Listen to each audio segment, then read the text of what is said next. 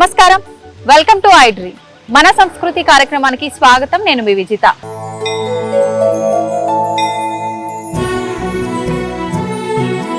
ప్రస్తుతం నేనున్నాను Visakhapatnam ISKCON temple దగ్గర. టెంపుల్ కి ముందు గనక చూసుకుంటే మనకు బీచ్ ఉంది, టెంపుల్ కి వెనుక ప్రాంతంలో చూసుకుంటే కొండ ఉంది. ఈ రెండింటి మధ్యన టెంపుల్ అంటే నిజంగా చాలా విశాలంగా చూడటానికి చాలా అద్భుతంగా ఉంటుంది కదా. మరి ఇంకెందుకండి ఆలస్యం, మనందరం కూడా ఖచ్చితంగా ఈ టెంపుల్ ని చూడాల్సిందే, స్వామిని ఆ కన్నయ్యని దర్శించుకోవాల్సిందే. అయితే అసలు ఈ టెంపుల్ కట్టడం వెనకాల అసలు ఎవరి ఆలోచన ఉంది, ఏంటి ఆ ఆంతర్యం ఏంటి, ఇలాంటి విషయాలన్నీ కూడా ఇప్పుడు మేడం ఉన్నారు, మాతాజీ నితాయ్ సేవిని మాతాజీ గారు, వారితో మాట్లాడి ఆలయానికి సంబంధించిన విషయాలన్నింటినీ కూడా అడిగి తెలుసుకునే ప్రయత్నం చేద్దాం.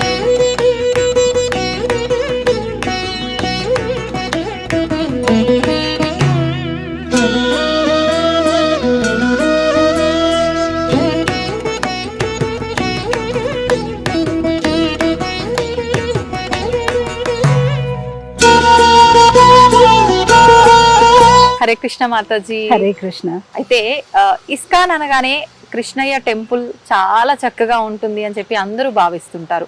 చూడటానికి ఎక్కువగా, వెళ్ళటానికి ఎక్కువగా ఇంట్రెస్ట్ చూపిస్తూ ఉంటారు. చాలా మనశ్శాంతిగా, పీస్ఫుల్ గా ఉంటుంది అని చెప్పి. ఎలాగో మనం టెంపుల్లోనే ఉన్నాం కదా మాతాజీ, మీరే మొత్తం టెంపుల్ గురించి మాకు ఎక్స్ప్లెయిన్ చేసుకుంటూ చూపిస్తూ ఉంటే చాలా బాగుంటుందని నా ఫీలింగ్. తప్పకుండా ఒకసారి మనం టెంపుల్ గురించి మాట్లాడుకుందామా మాతాజీ? సో ఈ టెంపుల్లో మనకి సీతారాం, లక్ష్మణ్, హనుమాన్, రాధాకృష్ణులు, జగన్నాథ్, గౌర్నితాయ్ ఆ విగ్రహాలు స్థాపించడం జరుగుతుంది. సో ప్రస్తుతం మనకున్న టెంపుల్ కి ఫస్ట్ ఫ్లోర్ లో మనకి టెంపుల్ ఉంది. ఈ సెకండ్ ఫ్లోర్ లో భాగవత్ సప్తా హాల్, అంటే కళ్యాణ మండపమైన భాగవత్ సప్తాలు చేయడానికైనా. అండ్ కింద మీరు ఏదైతే బేస్మెంట్ లో చూస్తున్నారో అక్కడ కృష్ణలీల, రామాయణ లీల, సో డయారమాస్ ఉంటాయన్నమాట. ఈ మధ్యనే అందరికి వాకింగ్ చేయడం అంటే చాలా బద్ధకంగా ఉంది. ఎయిర్పోర్ట్స్ లో కూడా ఇప్పుడు మనం జస్ట్ అలా నిలబడితే అది మనం తీసుకొని వెళ్ళిపోతుంది. అలా ఇక్కడ కూడా మీరు నిలబడితే మీరు డయారమాస్ అలా చూస్తూ వెళ్ళిపోవచ్చు అనమాట. మీరు వాక్ చేసే అవసరం ఉండదు. అలాంటి ఒక ప్రణాళిక వేసామన్నమాట. అండ్ అదే కాకుండా మనం ఒకటి స్పెషల్ ఏం చేస్తున్నామంటే ట్రామ్ రైడ్ టు గోలోక. అంటే అందరూ వైకుంఠం వెళ్తే వైకుంఠం వెళ్ళాలని కదా, సో ఎలా వెళ్ళాలి వైకుంఠ అంటే ట్రామ్ రైడ్ అనమాట. మీరు ట్రామ్ లో వెళ్ళిపోవచ్చు. సో మీకు అది ఎలా చూపిస్తామంటే, మీరు ఆ ట్రామ్ లో కూర్చోవాలి, మీరు లాంగ్వేజ్ సెలెక్ట్ చేసుకోవాలి మీ హెడ్ ఫోన్స్ తోని, మీరు ఏ భాషలో వినాలనుకుంటున్నారు.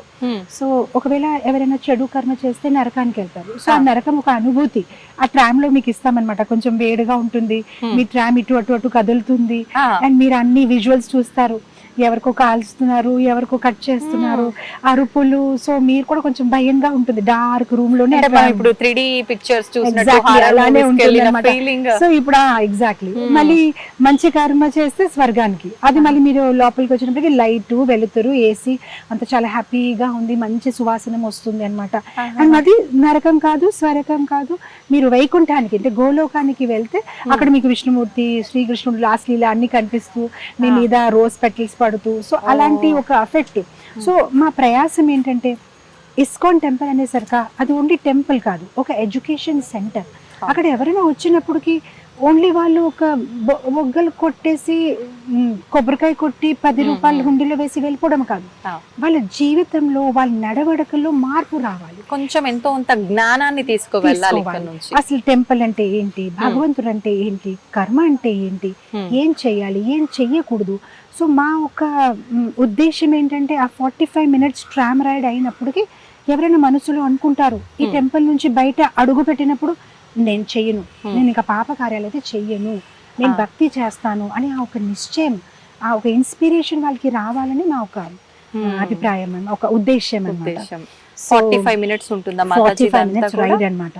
సో టెంపుల్, తర్వాత కళ్యాణ మండపము, తర్వాత డయారమాస్, ట్రామ్ రైడ్, అండ్ చిన్నది ఒక మల్టీమీడియా థియేటర్ పెడుతున్నాము. ఆ థియేటర్ లోనే శ్రీల ప్రభుపాదుల వారు, అంటే కృష్ణ కృపామూర్తి అభయ చరణారవింద భక్తి వేదాంత స్వామి శ్రీల ప్రభుపాదుల వారు, ఆయన ఎలా ఇస్కాన్ ని స్థాపించారు, ఆయన ఒక జీవిత చరిత్రం. ఎందుకంటే కృతజ్ఞతలు అనేది చాలా ఇంపార్టెంట్. ఈ రోజు మనం ఈ భక్తి జీవితంలో ఉన్నారు, ఇంతమందికి భగవంతుడి గురించి తెలిపించిన ఆయన ఒక కష్టం వల్ల ఆయన ఎంత కష్టపడారు. సో ఎవరైనా టెంపుల్కి వస్తే ఒక 35 మినిట్స్ అనమాట వాళ్ళకి ఆ మూవీ మొత్తం చూపిస్తాం.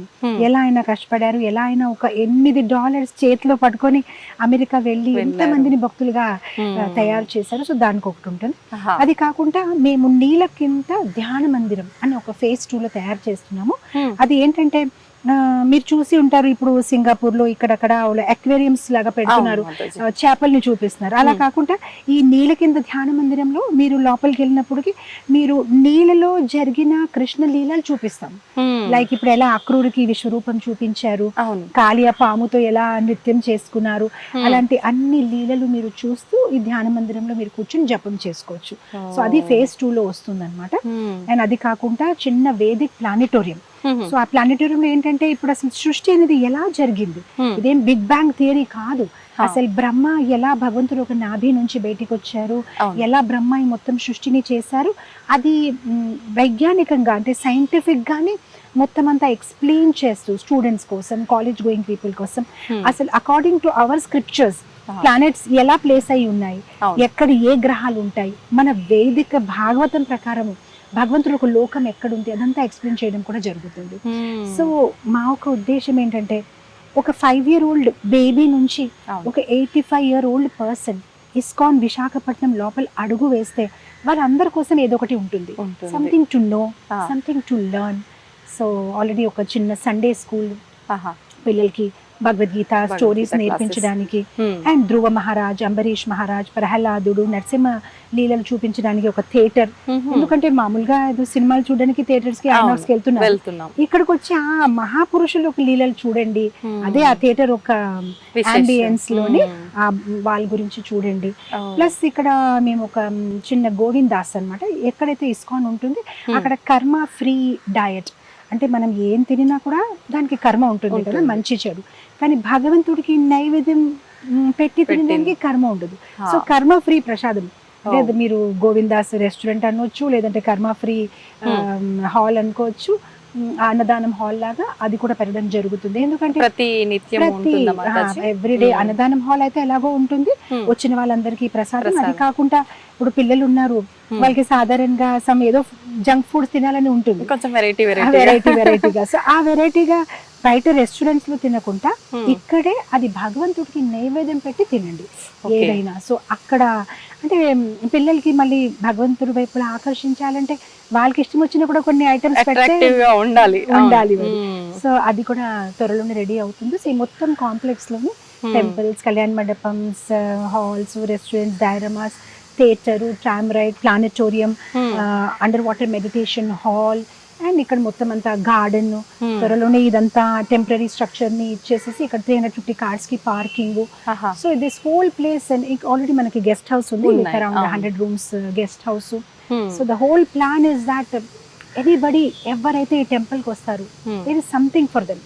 ఫుడ్ లవర్స్ కి ఓకే, మాకు ఆధ్యాత్మికత ఓన్లీ ఫుడ్ ఇష్టం అంటే సరే ప్రసాదం తినండి, ఏం అవసరం లేదు, ఓన్లీ భగవంతుడు ప్రసాదం తినండి. లేదు కొందరికి లేదు మాకు జ్ఞానం, నాకు ఇంకా నేర్చుకోవాలి, వాళ్ళ కోసం ఒక ఆడియో వీడియో లైబ్రరీ, వాళ్ళు ఎప్పుడు కావాలి వచ్చి ఈ లైబ్రరీలోనే ఉచితంగా భగవద్గీత, భాగవతం, పురాణాలు, శాస్త్రాలు చదవచ్చు. ఎవరికైతే వినాలని ఇష్టం వాళ్ళు వచ్చి భాగవతం ప్రవచనం వినొచ్చు, ఎవరికైతే భజన్స్ అయితే ఇష్టం వాళ్ళు భజన చేసుకోవచ్చు, ఎవరైతే ఆ విగ్రహాలు దర్శనం చేయడానికి ఆనందిస్తారు వాళ్ళు భగవంతుడు ఒక అలంకారం చూసుకోవచ్చు.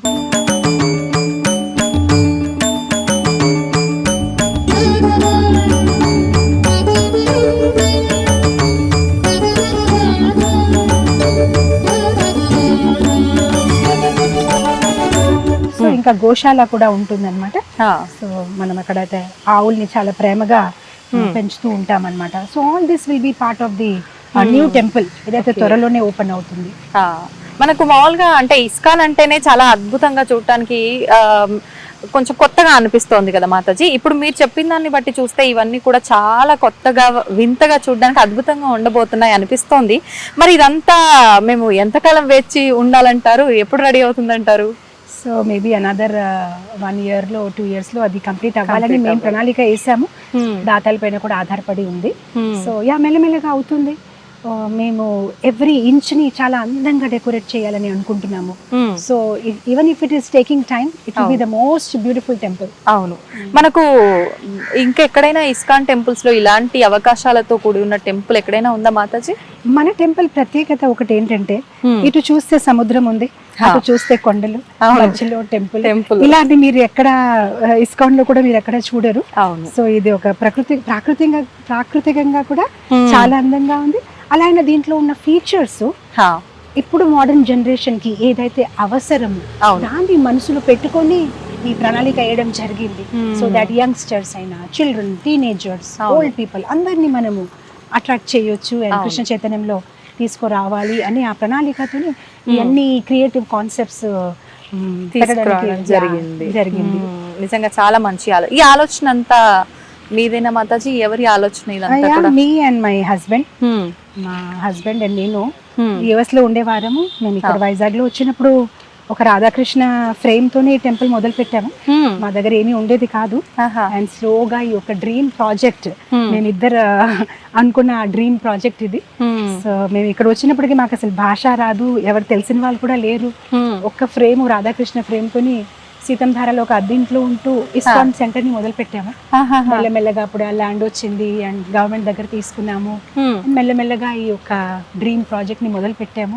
So this is our life time dream, ఈ టెంపుల్ కంప్లీట్ అవ్వాలి అని. ఓకే, మామూలుగా అంటే మీకు ఈ ఆలోచన ఉండటం వరకు ఓకే, గానీ అంటే సార్ కి కూడా ఈ ఆలోచన రావటము, మీకు సపోర్ట్ చేయడం, ఇదంతా అంటే ఎలా జరిగింది? సో నాకైనా ముందు ఆయన భక్తిలో ఉన్నారు, ఇస్కాన్ లో ఉన్నారు. అండ్ ఆయన ఇస్కాన్ హైదరాబాద్ లో అధ్యక్షులుగా ఉండేవారు. అప్పుడు ఆయనతో నాకు పరిచయం అయ్యింది.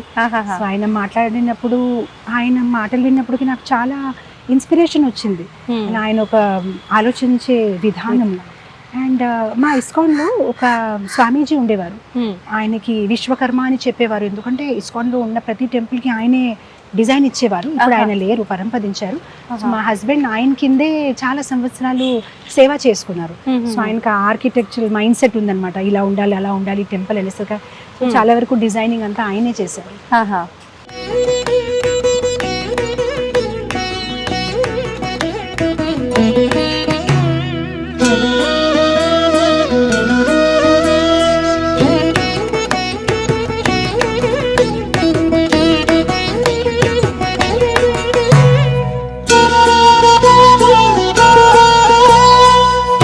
సార్ది చాలా సపోర్ట్ ఉందని చెప్పారు. అయితే మామూలుగా మీరు చెప్పిన దాన్ని బట్టి ఆధ్యాత్మిక వైపు ఉన్న వాళ్ళకి ఎక్కువ దానికి అనువుగా ఉండే ఒక పర్సన్ నే వాళ్ళ లైఫ్ పార్ట్నర్ గా తీసుకురావడం, ఇదంతా భగవంతుడు ఒక క్రియేటివిటీని అనుకోవాలంటారా? తప్పకుండా.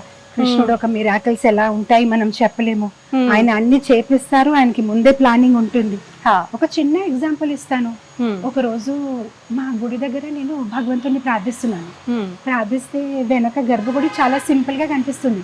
ఇదేంటి ఇక్కడ మంచి గోవర్ధను, నెమలి, ఆవులు ఉంటే ఎంత బాగుంటుంది, పెయింటింగ్ చేస్తే ఎంత బాగుంటుందని ఆలోచించాను.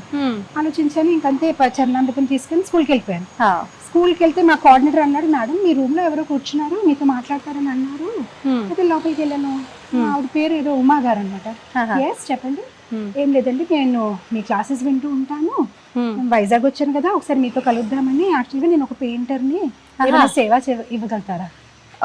యా తప్పకుండా, ఈ రోజే అనుకుంటున్నాను మా గర్భగుడి లోపల గోవర్ధన్ చేయగలుగుతారంటే తప్పకుండా. నాకు 10 స్టూడెంట్స్ ఉన్నారు వైజాగ్ లో, ఎప్పుడు చేయమంటారు? ఈ రోజు. సరే వచ్చేస్తాను సాయంత్రం. అలాంటి ఎన్నో మిరాకిల్స్ అలా ఆలోచించాము. అండ్ కృష్ణుడు ఏదో ఒకటి ఏర్పాటు చేశారనమాట. So I can keep on speaking whole day, మీరు సర్ప్రైజ్ అయిపోతారు how Krishna fulfils hour small small desires అన్నమాట.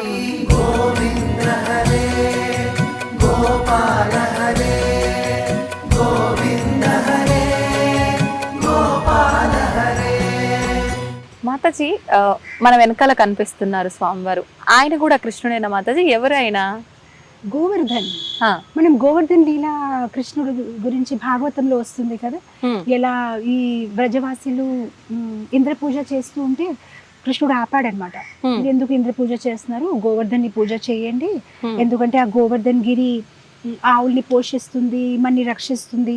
అలా చేయడం వల్ల వ్రజవాసులు ఒప్పుకున్నారు. ఒప్పుకున్నప్పటికి ఇంద్రుడికి వచ్చింది కోపము. అప్పుడు తను ప్రళయ ఆ, మేఘాల్ని వర్షం కురిపించాడు, ప్రళయ మేఘాల్ని పంపించారు.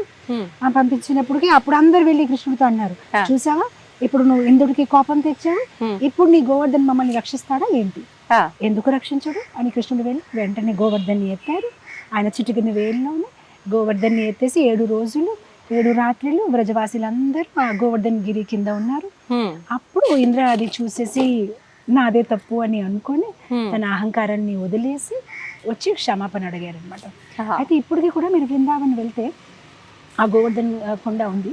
కాకపోతే అదొక పెద్ద కథ. ఇలా గోవర్ధన్ గిరికి కూడా ఒక చిన్న శ్రాపం ఉంది. దానివల్ల అది ప్రతిరోజు ఒక ఆవాల గింజ ఎంత ఉంటుంది సైజు అంత తగ్గిపోతూ వెళ్తారనమాట. ఎందుకంటే ఈ గోవర్ధన్ కి పులత్స్యముని గోవర్ధన్ని ఎత్తుకొని తీసుకువస్తున్నారు. కాశీలో కొండలు లేదు కదా, ఈ గోవర్ధన్ని ఉంచుదామని. కానీ బృందావన్ నుంచి పాస్ అయినప్పటికీ గోవర్ధన్ కి బృందావన్ లో ఉండాలని ఉంది అని బరువు పెంచేశాడు. బరువు పెంచినప్పటికీ ఇతను ఏంటంటే చాలా బరువుగా ఉందని కొంతసేపు కింద పెట్టి స్నానం ఆచరించారు యమునాలో. వెనక్కి వచ్చినప్పటికీ ఇంకా గోవర్ధన్ కి ఎత్తలేకపోతున్నారు. అప్పుడు గోవర్ధన్ అన్నారు, నేను ముందే కదా చెప్పాను షరత, నాకు కింద పెడితే ఎక్కడ పెడితే అక్కడే ఉండిపోతాను, ఇంకా నేను మీతో రాను, నేను బృందావన్లో ఉండిపోతాను. అప్పుడు పులత్స్యమునికి వచ్చి కోపము, ఇదంతా నీ ప్రణాళికనే, కావాలని నువ్వు బరువు పెంచావు, పో నీ సైజ్ తగ్గిపోతుంది, రోజు రోజుకి ఒక ఆవాల గింజ ఎంత ఉంటుంది అంత తగ్గిపోయి వస్తావు. అందుకోసం మీరు గమనిస్తే మనం భాగవతంలో చదివితే గోవర్ధన్ చాలా ఎత్తుగా ఉంది, కానీ ఇప్పుడు మనం కలియుగంకి వచ్చేసరికి చూసి ఇప్పుడు చాలా చిన్న కొండ ఉన్నది. అయితే భక్తులందరూ కృష్ణ భక్తులు ఏం చేస్తారంటే ప్రపంచవ్యాప్తంగానే ఆ గోవర్ధన్ నుంచి కొంచెం ఒక శిల తీసుకొచ్చేసి పూజిస్తూ ఉంటారనమాట. సో గోవర్ధన్ కి కృష్ణుడికి ఎటువంటి తేడా లేదు కనుక మీరు చూసారా ఆ కళ్ళు. ఎందుకంటే ఆ రోజు గోవర్ధన్ ఎత్తి ఎప్పుడైతే భగవంతుడు వ్రజవాసుల్ని కాపాడారు, 7 రోజులు 7 రాత్రులు కాపాడిన తర్వాత ఎప్పుడైతే గోవర్ధన్ కొండకి కింద పెట్టేశారో అప్పుడు గోవర్ధన్ కి పూజ కూడా చేశారన్నమాట. సో దాని ముందు కూడా గోవర్ధన్ పూజ చేశారనే కదా అతను అలిగాడు ఇంద్రుడు. సో ఆ గోవర్ధన్ పూజ చేసినప్పుడు ఏంటంటే గోవర్ధన్ కి అన్ని రకాల నైవేద్యాలు ఆఫర్ చేశారు. ఆఫర్ చేసినప్పటికీ వ్రజవాసులందరూ ఆలోచిస్తారు ఇది ఒక కొండ కదా, కొండ ఏమైనా తింటుందా అని. సో వాళ్ళు ఒక ఫేత్ ని పెంచాలని కృష్ణుడే గోవర్ధన్ కొండలాగా ఎక్స్పాండ్ అయిపోయి మొత్తం భోజనాన్ని స్వీకరించారు. అందుకోసం ఆ ముక్కు కళ్ళు అన్ని పెడతామన్నమాట. ఎందుకంటే గోవర్ధన్ కి కృష్ణుడికి ఎటువంటి వ్యత్యాసం లేదు. ఒక్కొక్కసారి కృష్ణుడు భక్త రూపంలోనే వస్తారు, వచ్చి ఒక్కొక్కసారి సేవని స్వీకరిస్తారు, ఒక్కొక్క సేవని అందిస్తారు, ఒక్కొక్కసారి సేవని అందిస్తూ ఉంటారు. గమనించారా? అదే మీకు చెప్పాలని అనుకుంటున్నాను. ప్రతి చెట్టు మీద చూసారా శ్రీ రాధా అని రాసి ఉంది. ఇది మొత్తం బృందావన్. మీరు గమనించండి, అక్కడ గోపికలు ఉన్నారు, అక్కడ కృష్ణుడు ఆడుకుంటున్నాడు.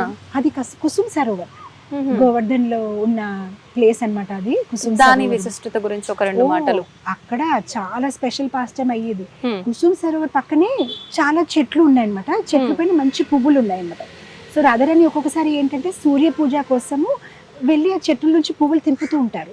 సో అది ఆ కొమ్మ పైకి ఉంటుంది కదా, ఒక్కొక్కసారి కృష్ణుడు ఏం చేసి మారవేషం వేసేసి ఆ కొమ్మ పైన కూర్చుని కొమ్మని ఇలా కిందకి పెట్టేసరికి రాధారాణి ఆ పువ్వులు తీసుకుంటున్నారు.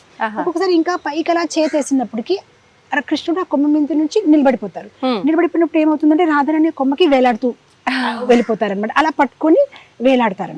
అప్పుడు కృష్ణుడు ఇంకా ఆవిడని టీస్ చేసి నీ కింద దింపాలా లేదా ఇది అది ఆవిడని ముద్దులు వేసుకొని. సో కుసుమ్ సరోవర్, కుసుమ్ అంటే పువ్వులు, కుసుమ్ సరోవర్ అంటే ఏ సరోవర్ చుట్టూ ఆ పుష్పాలు ఉన్నాయి ఇక్కడ మనం చూస్తున్నాం. అవును, అది కుసుమ్ సరోవర్. సో అలా ఇక్కడ చూసింది అన్ని మీకు బృందావన్ ని గుర్తు తెచ్చుకుంటుంది. బృందావన్ లో కూడా ప్రతి చెట్టు మీద రాధా రాధా రాసి ఉంటుంది, గోవర్ధన్ గిరి ఉంటుంది, యమున ఉంటుంది, ఆ కాళియా కృష్ణుడు ఉంటాడు. సో ఒక బృందావన్ ని మీరు గుర్తు చేసుకోవాలి. అనుభూతి కలగడం కోసం మొత్తం అలానే ఆర్గనైజ్ చేయడం జరిగింది. ఇప్పుడు మనకు విషయానికి వస్తే కూడా, కొండ విషయానికి వస్తే కూడా మామూలుగా కట్టడం ఏదైతే ఉంటుందో అలా కట్టేస్తూ ఉంటారు, కానీ ఇక్కడ స్టోన్ ని తీసుకొచ్చి అలా ఒక అనుభూతి కలగడం కోసం ఇలా క్రియేటివ్ గా ఆలోచించి పెట్టారా మాతాజీ? అవునండి, చాలా బాగుంది. మాతాజీ ఈ చెట్టు ప్రత్యేకించి ఇక్కడ పెట్టడం వెనకాల ఏమైనా రీజన్ ఉందా? నార్మల్ గా పెట్టడం జరిగింది. కాకపోతే ఇంకా టెంపుల్ కడుతున్నాం కనుక ఫ్యూచర్ లో కదంబ చెట్లు, తమల చెట్లు, ఏదైతే కృష్ణుడికి ప్రేమైన చెట్లు అదంతా ప్లానింగ్ లో చేయడం జరుగుతుంది. టెంపరీగా తయారు చేయడం జరిగింది. ప్రస్తుతానికి అంటే మనకు అవును. భవన నిర్మాణంలోనే ఉంది ఉంది కాబట్టి కాబట్టి, ఇలా అవును. ఓకే. అయితే మీరు చూస్తే కృష్ణా అనేసరికి నెమలి ఉంటుంది, అలానే మీరు చూస్తే ఆవులు ఉంటాయి, అవును, కోతులు ఉంటాయి. కోతులు ఉన్నాయి. ఇక్కడ మనకి ఒక గోశాల కూడా ఉంది. ఓకే. అక్కడ మనం ఆవుల్ని బాగా ఎన్ని ఆవులు ఉన్నాయి మాతాజీ? ఇప్పుడు మనకు ఒక 50 ఆవులు ఉన్నాయి. 50 వరకు ఉన్నాయి. సో ఆ ఆవుల్ని కూడా మేము చాలా ప్రేమతో వాళ్ళని, కృష్ణుడికి ప్రేమైన అవును అవును. ఆవులు అన్నమాట. ఓకే. అంటే గోవులతో ఆడుకుంటాడు కాబట్టి గోపబాలుడు అని అన్నారా మాతాజీ? అందుకనే ఆడుకోవడమే కాదు, గోవుల్ని వాళ్ళు పోషించేవారు. గోవులే వాళ్ళకి ఒక ఏమంటారు వృత్తి, బిజినెస్. ఆవు పాలు అమ్మడము, మథురలో వెళ్ళి దాంతో నెయ్యి తయారు చేయడము. అసలు ఈ ఆవు పాలు గురించి చాలా మందికి తెలియదు, కానీ అది చాలా ఒక పవర్ఫుల్ ఇది అన్నమాట. దాంట్లో ఉన్న యాంటీ ఆక్సిడెంట్స్ అయినా, దాంట్లో ఉన్న ఆ ఇంగ్రీడియంట్స్ అయినా మన not only for hour physical body, మన బ్రెయిన్ కోసం కూడా చాలా మంచిది. మీరు ఆవు పేయి కూడా చూస్తే పుట్టిన వెంటనే అది పరిగెత్తుతుంది.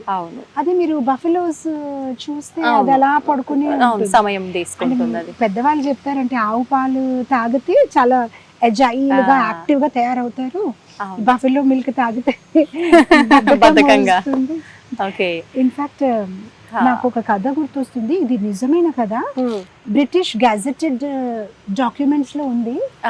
ఒకసారి ఒక అతను, ఇద్దరు బ్రిటిషర్స్ ఫైట్ చేస్తున్నారు, చాలా పెద్ద గొడవ అయింది. అయినప్పటికీ వాళ్ళు న్యాయాధీశు జడ్జ్ దగ్గరికి వెళ్ళారు. జడ్జ్ దగ్గరికి వెళ్తే జడ్జ్ అన్నారు, మీరిద్దరు ఫైట్ చేసినప్పటికీ ఎవరైనా ఉన్నారా అక్కడ అంటే ఇది ఇవ్వడానికి, విట్నెస్ ఇవ్వడానికి? వాళ్ళు అన్నారు ఎవరు లేరు, ఒక అతను ఉన్నాడు ఇండియన్, తను ఒక్కడే ఉన్నాడు, ఇంకా అక్కడ ఎవరు లేరు. అంటే పోనీ తను పిలవండి, అప్పుడు తెలుస్తుంది కదా ఎవరు గొడవ మొదలు పెట్టారు. తను తీసుకొచ్చేసి తనకు చెప్పారు, బాబు నువ్వు ఏమైనా చెప్పగలుగుతావా, అసలు గొడవ ఎవరు మొదలు పెట్టారు? తను అన్నాడు, నాకు ఇంగ్లీష్ రాదు. తను హిందీలోనే అన్నాడు, నాకు ఇంగ్లీష్ రాదు. వీళ్ళిద్దరు ఏం మాట్లాడారు అది నేను విన్నాను, కానీ నాకు అర్థం అవ్వలేదు. కానీ యాజ్ ఇట్ ఈస్ రిపీట్ చేయమంటే చేసేస్తాను, కానీ వాళ్ళు ఏం మాట్లాడి దాని అర్థం తెలియదు. సో వాళ్ళు 15 minutes మాట్లాడిన కాన్వర్సేషన్, ఇతనికి ఇంగ్లీష్ ఒక్క వర్డ్ రాదు, యాజ్ ఇట్ ఈస్ గా రిపీట్ చేసి మొత్తం జడ్జ్ కి చెప్పేశారు. యాజ్ ఇట్ ఈస్ ఇంగ్లీష్ లోనే విన్నాడు కదా. ఆ రోజుల్లో వాళ్ళంతా బ్రెయిన్ గా ఉండేవారు. యాజ్ ఇట్ ఈస్ చెప్పేస్తే ఈ జడ్జ్ సర్ప్రైజ్ అయ్యి, ఇంతగా మీకు ఎలా గుర్తు ఉండిపోయింది, అసలు ఏం తింటున్నారు? అప్పుడు తను అన్నాడు, ఆవు పాలు తాగుతాను నేను రెగ్యులర్ గా.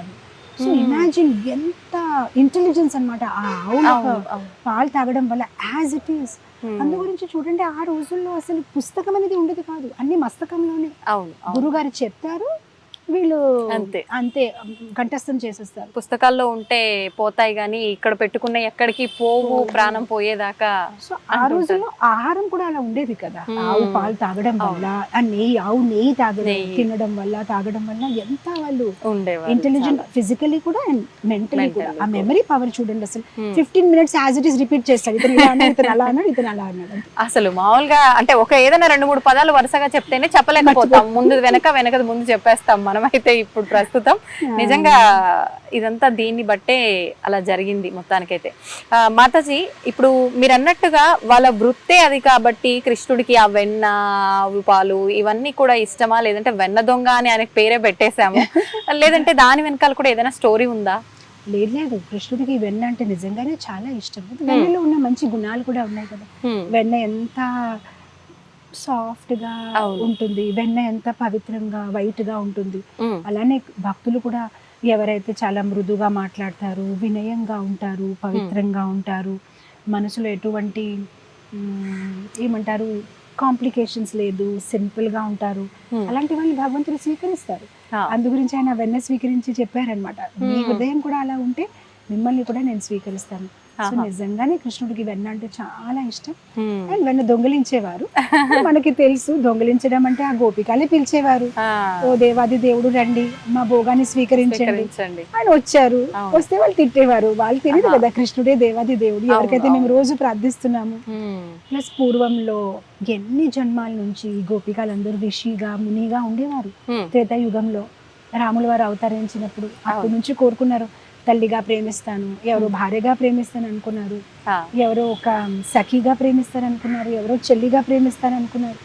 ఆ అందరూ ఒక కోరికల్ని కృష్ణ రూపంలోనే, కృష్ణ అవతారంలో ఆయన తీర్చేశారు. అవును అవును, సంతోషం మాతాజీ. మనం గోశాల కూడా చూద్దామా ముందుకెళ్ళి? తప్పకుండా రండి.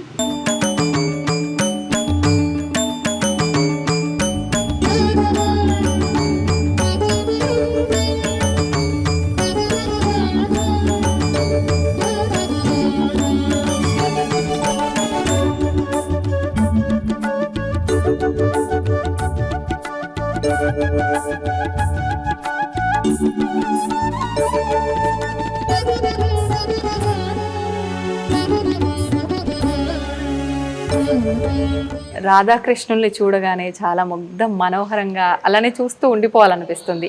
అంటే ఇప్పుడు స్వామివారిలో రాధాదేవిలో కళ ఉన్నప్పటికీ మనం అలంకరించే విధానంలో కూడా ఇంకొంత కళ సంతరించుకుంటుంది అనే చెప్పాలి. నిజంగా వాటన్నిటి గురించి అలంకరణ విషయంలో కానీ, మామూలుగా మనం ఆలయాల్లో చూస్తుంటాం కొన్ని ప్రత్యేకమైన రోజుల్లో విశేషమైన పూజలు జరగటం, విశేషమైన అలంకరణలు జరగటం చూస్తుంటాం. ఇక్కడ రాధాదేవికి, కన్నయ్యకి ఎలాంటివి జరుగుతూ ఉంటాయి, వాటన్నిటి గురించి? తప్పకుండా. అయితే మీరు ఇక్కడ చూస్తున్నారు రాధా దామోదర్. మీరు గమనిస్తే ప్రతి ఇస్కాన్ టెంపుల్ కి విగ్రహాలకి వేరే వేరే పేర్లు ఉంటాయన్నమాట. రాధా దామోదర్, రాధా మదన్ మోహన్, రాధా కుంజ బిహారీ, రాధా రమణ్, రాధా గోవింద్, రాధా గోపీనాథ్ అలా ఉంటాయి. మా విగ్రహాల పేరు రాధా దామోదర్. అంటే అలా ఎవరికి నచ్చినట్టుగా వాళ్ళు గురువులు ఇస్తారు. సో దామోదర్ అంటే మీకు తెలుసు కదా, ఎవరికైతే ఉదరం మీద దామ్ యశోదామాత కట్టారు కదా, సో ఆ దామోదర్ అన్నమాట. ఇటు మీరు చూస్తున్నారా చిన్న గోవర్ధన్ శిల ఉందన్నమాట. ఇందాక మనం గోవర్ధన్ శిల గురించి చర్చించాము. ఆ గోవర్ధన్ శిలకి పూజిస్తూ ఉంటాము. ఇది రాధా దామోదర్ మూల విగ్రహాలు, అర్చ విగ్రహాలు.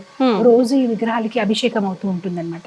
సీతారాం లక్ష్మణ్ హనుమాన్, గోర్ నితాయ్ కలియుగంలో నిత్యానంద అండ్ చైతన్య మహాప్రభు, కృష్ణ బలరాం ఒక అవతారం అనమాట. అండ్ జగన్నాథ స్వామి సుభద్రాదేవితోని సుదర్శన్ చక్ర, అక్కడ తులసిని పూజిస్తూ ఉంటారు. పక్కనే నరసింహస్వామి లక్ష్మీదేవితో విరాజితులై ఉన్నారు. అండ్ ఇక్కడ మీరు చూస్తున్నారు కదా గురువులు అన్నమాట. మొత్తం అంతా పరంపరలో ఎవరైతే కృష్ణ భక్తి ప్రభుపాదుల వారు ముందు ఉన్న గురువులు, వాళ్ళ గురువులు ఈ మొత్తం అంతా బ్రహ్మ మాధవ గౌడీయ సంప్రదాయ కృష్ణుడి నుంచి మొదలయ్యిందన్నమాట. సో అలా అంటే ఇప్పుడు కృష్ణుడు తర్వాత మొదట గురువుగా బ్రహ్మ నుంచి అంత వరుసగా. ఇక్కడ చాలా ప్రోగ్రామ్స్ అవుతూ ఉంటాయి. శ్రీల ప్రభుపాదుల వారు మా జీవితాన్ని, భక్తుల యొక్క జీవితాన్ని ఎలా చేసేసారంటే ప్రతి రోజే పండుగ. మాకు కంటిన్యూస్ గా జూలై వచ్చేసరికి రథయాత్ర ఉంటుంది. జగన్నాథ స్వామికి మేము ఊరేగింపు తీసుకెళ్తాము. మళ్ళీ ఆగస్ట్ వచ్చేసరికి జన్మాష్టమి ఉంటుంది. చిన్న కృష్ణుడిని ఉయ్యాలలో పెట్టి అభిషేకం చేసి మధ్యరాత్రి వరకు జన్మాష్టమి ప్రోగ్రామ్ ఉంటుంది. మళ్ళీ సెప్టెంబర్ వచ్చేసరికి రాధారాణి ఆవిర్భావించిన రోజు ఉంటుంది. ఆ తర్వాత కార్తీక మాసం మొదలవుతుంది. సో మేము నెలంతా యశోదా దామోదర్ని పూజిస్తూ ఉంటారు అన్నమాట. దామోదర్ మాసం కంప్లీట్ అయ్యేసరికి మన ఇది వచ్చేస్తుంది, గీతా జయంతి ప్రోగ్రామ్ వచ్చేస్తుంది, మోక్షద ఏకాదశి. అండ్ ఆ తర్వాత ప్రత్యేకమైన కార్యక్రమం వైకుంఠ ఏకాదశి. వైకుంఠ ఏకాదశిలో మేము వైకుంఠ ద్వారం అనేది కడతాము. అండ్ అదే కాదు, ఆ రోజు రాధారాణికి కృష్ణుడికి బాలాజీ అలంకారం ఉంటుంది. సో చాలా ప్రత్యేకంగా ఉంటుంది. అండ్ ఆ రోజు మేము పుష్యాభిషేకం చేస్తాం పుష్పాలతో. సో మీరు ఆ రోజు కనుక గుడికి వస్తే మీరు రాధాకృష్ణుడు కళ్ళు మాత్రమే కనిపిస్తుంది, మొత్తం అంతా పువ్వులతో నిండిపోయి ఉంటారు, రకరకాలమైన పువ్వులు. సో 2 రోజుల నుంచి భక్తులు ఆ సేవలో ఉంటారు, ఆ కైంకర్యం చేస్తూ ఉంటారు, ఆ పెటల్స్ ని తీస్తూ ఉంటారు. అండ్ ఆ తర్వాత హోలీ ఫెస్టివల్ కూడా మాది ఏంటంటే వైకుంఠ ఏకాదశి రోజు ఫ్లవర్ హోలీ ఆడుకుంటాం. సో ఒక్కరిపైన ఒక్కరు ఆ ఫ్లవర్ ని చేయడము, సో అది చాలా ప్రత్యేకమైన కార్యక్రమం ఉంటుంది. ఆ తర్వాత మళ్ళీ నిత్యానంద త్రయోదశి, గౌర పూర్ణిమ, మన గౌర్ నిత్యానంద చైతన్య మహాప్రభు ఆవిర్భావించిన, అది కూడా చాలా గొప్పగా ఆ పండుగ చేస్తూ ఉంటాము. అదైన వెంటనే మళ్ళీ శ్రీరామనవమి వస్తుంది. శ్రీరామనవమి ఏప్రిల్లో వచ్చినప్పటికీ మళ్ళీ మేలో నరసింహ చతుర్దశి, అది కూడా చాలా గ్రాండ్ గా. సో సంవత్సరం అంతా అండ్ సమ్మర్ అయ్యేసరికి పిల్లలు ఒక రెసిడెన్షియల్ క్యాంప్ ఉంటుంది. సో ఆల్ ఓవర్ వరల్డ్ నుంచి అందరు వస్తారు. సో ఇయర్ అంతా ఏదో ఒక ప్రోగ్రాము, ఏదో ఒక పండుగ మాతాజీ. మామూలుగా వసంత పంచమి రోజు కృష్ణుడు హోలీ ఆడినట్టుగా మనకు తెలుస్తుంటుంది కదా పురాణాల్లో. ఆ రోజున ఏదైనా జరుగుతూ ఉంటుంది? మాకు శరత్ పూర్ణిమ, వసంత పంచమి అన్ని రోజుల్లో కూడా ప్రత్యేకమైన అలంకారం ఉంటుంది.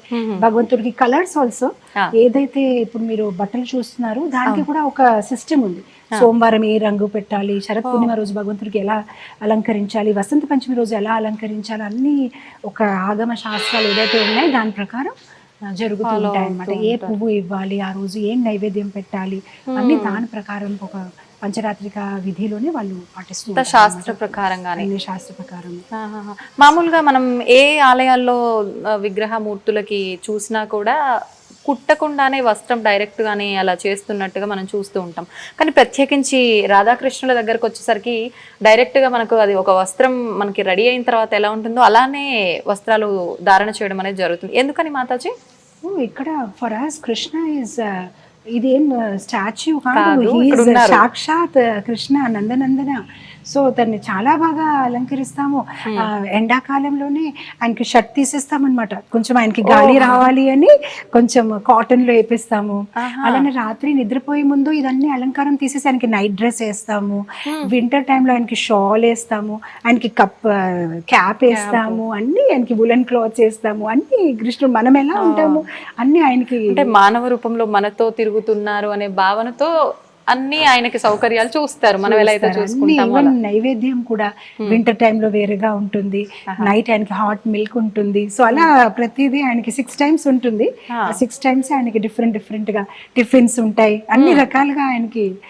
మామూలుగా సౌత్ ఇండియాలో వాళ్ళు ప్రసాదం అంటే దద్దోజనం పులిహార అనుకుంటారు, కానీ మా శ్రీల ప్రభుపాదుల వారు అన్నారు టెంపుల్లోనే భగవంతుడికి మనం ఏదైతే నైవేద్యం పెడతాం, మనం ఏదైతే తింటున్నాం అన్ని ఆయనకి నైవేద్యం పెట్టాలి, అది ప్రసాదం కింద మారుతుంది.